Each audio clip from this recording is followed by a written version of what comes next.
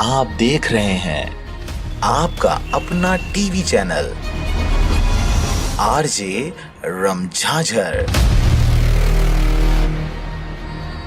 जज्बात के रंग भरोसा के संग। इस न्यूज के प्रायोजक हैं Balaji academy, PSC coaching centre, पड़ाव चौक, मुंगेली।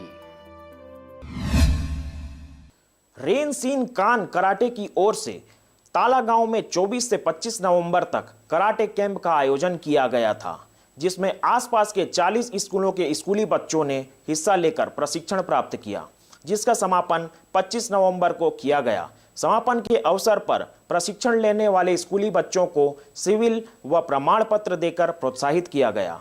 कार्यक्रम के समापन अवसर पर विशिष्ट अतिथि के रूप में भाटापारा से ज्योत्सना वाजपेयी व खुशबू शर्मा विशेष रूप से उपस्थित थीं। इन सब के अलावा इस कार्यक्रम पर डीएवी स्कूल जरेली की प्रिंसिपल व नगर के जनप्रतिनिधि विशेष रूप से उपस्थित हुए थे। वर्ष में हम लोग इस कैंप का आयोजन 2 बार करते हैं। हर 6 माह में एक बार हम इस कराटे कैंप का आयोजन करते हैं।